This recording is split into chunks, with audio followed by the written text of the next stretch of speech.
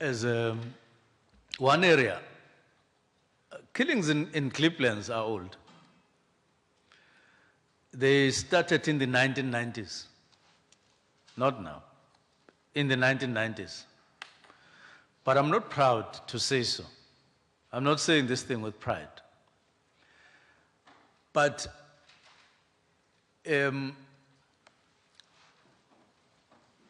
what seems to be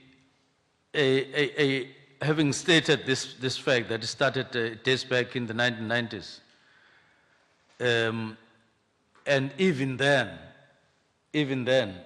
you could see that there were simmering tensions within the ANC, although there would be, from time to time, suspicions that so-and-so was killed by an external force, like it would happen in other hostels like Dalton and so on.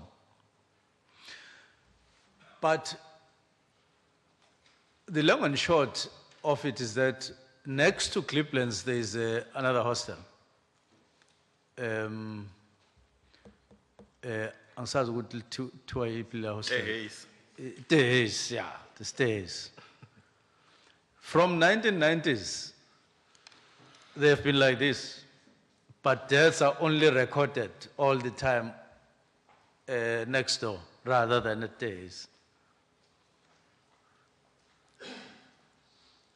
One contributing factor that I have identified is administration of that hostel. That hostel belongs to a eThekwini municipality.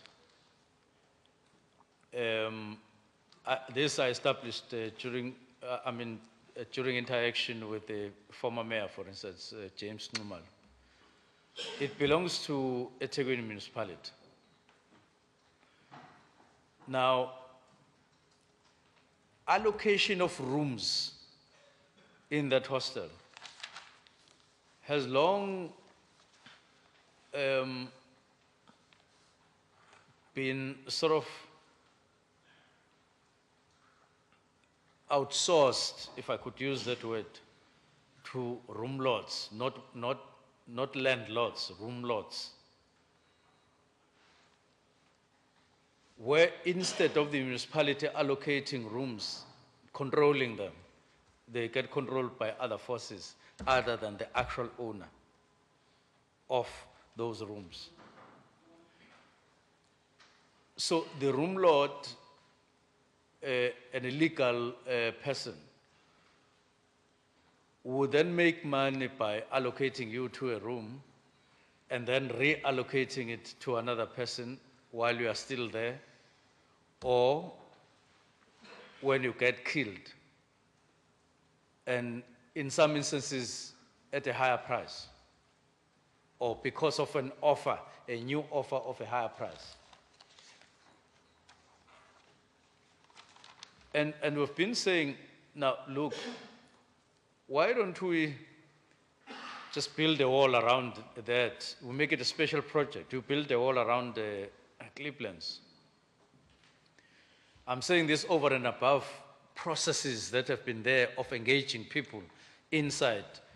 And I can count endless of these sessions between people who live in the hostel. But still, killings continued and murders continued.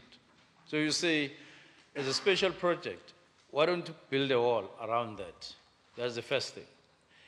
And you have an iron grip in terms of controlling who gets in at the gate. You control it. So whoever comes in on foot or in a car, you check, you take a record, you ensure that if Senzo Mchunu went in there, his signature is there and everything, all the particulars, in a car or on foot.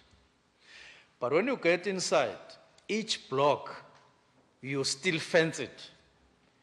And you make access limited to, I mean, on an individual basis, like using a finger or something, an electronic system to get in there.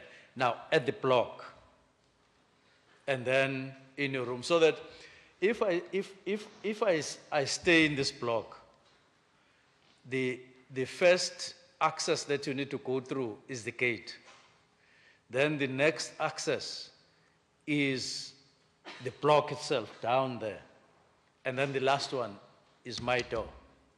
Because we've had instances where people have been killed in their rooms. You sit in your room, you watch TV, somebody gets in, just kills you, and just disappear on the passage.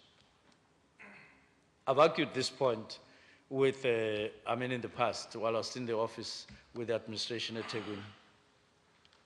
We agreed, but I don't think that has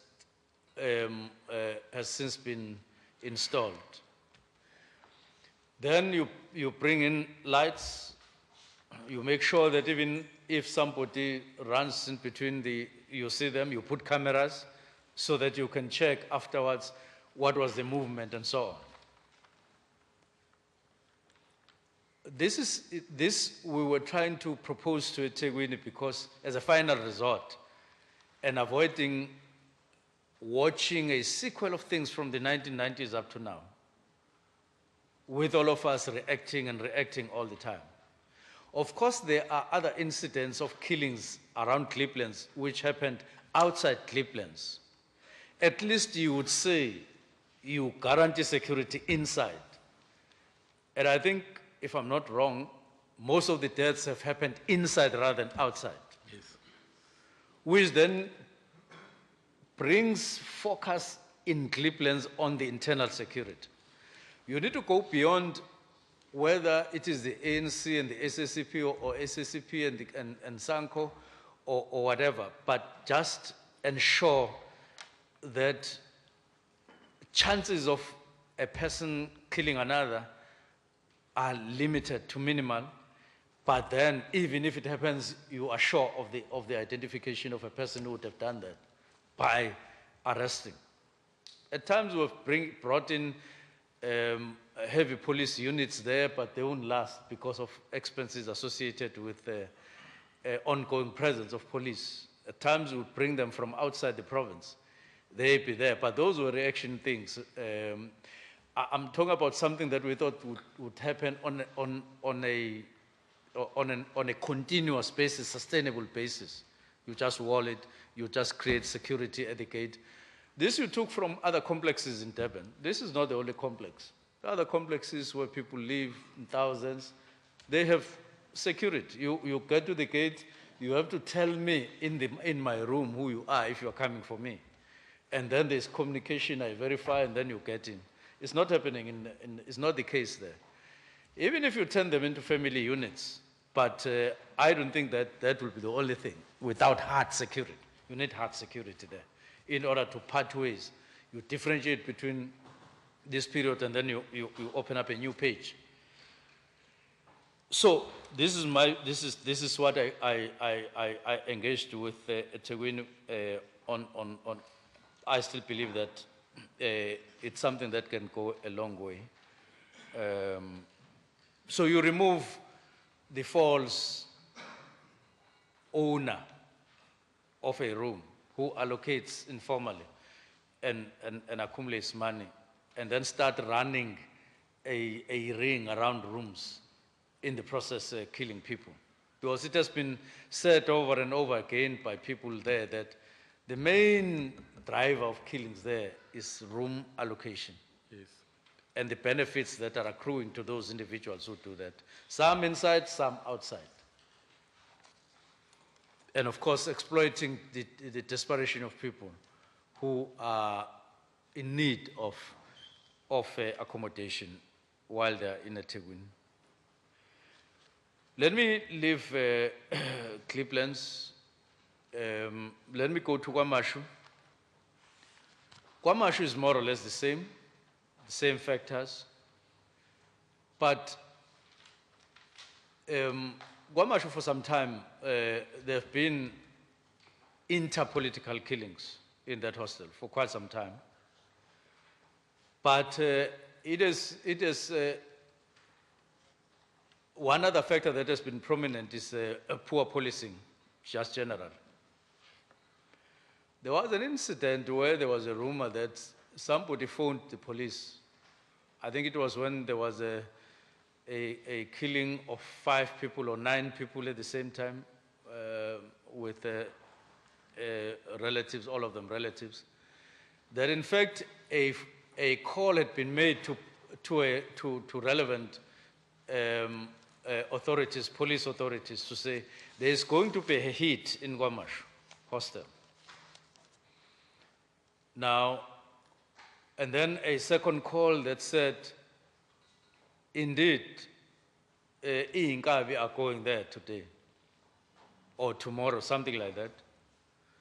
And a third call that said they have alighted from a particular vehicle and they are wearing or they are carrying something.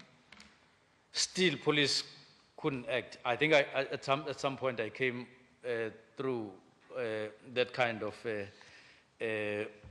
rumor that there was such a telephone conversation between those who were making an attempt to alert police and police themselves. But always saying the answer would be, no, there's no van, no, there's a shortage of this and that, there would be this and up until that massacre of 5 or 9 people. I can't remember exactly which massacre is that. So ineffective policing has been always with us. After all, well, I'll come to that at the end. I'm just giving a factor, a contributing factor. Of course, there have been instances of ordinary criminality, including from the taxi industry, where people who operate in the taxi industry would be residents of Kwamash hostel, and then they would chase one another up to that or look for one another up to that hostel, and then killings which would be associated with the taxi industry than otherwise. And in the same kind of situations, it's no exaggeration to say Kwamash hostel, Glebelands, have also been contributing in the proliferation of firearms and ammunition, illegal firearms and ammunition. Because people will say, I want to protect myself, or there's a need to do whatever with the firearms. The third area of focus is Mchunu now. I think we all are watching and observing developments there, that corruption seems to be or has been pointed at as a factor by those who know better and are close to the situation as a factor behind the recent killing of the former Secretary General of the ANC Youth League, who is said to have been fighting against corruption, and then he became a target and was murdered in the manner that it happened. So firstly, you have corruption now emerging as a factor. And it's the first time that it is such prominent. Corruption is always said to be there. You receive SMSs, you receive phone calls on allegations of corruption in government at a local level on a daily basis. But it was the first time someone took a public platform and said, this individual who was murdered was involved in a fight of corruption, and this was the corruption that he was fighting against. And there's a relation between the matter and his stance against this particular corruption there. And I think all of us got the message, and I think police got the message. But at the same time, this was not the first murder or killing in the same area. You would have wanted a situation where on the first murder, or after the first murder, in the first place, that security apparatus would have seen some flagging, that there's something that is developing in that area. If we don't have state security apparatus that indicate things before they happen, it means we're all blind. After it happens,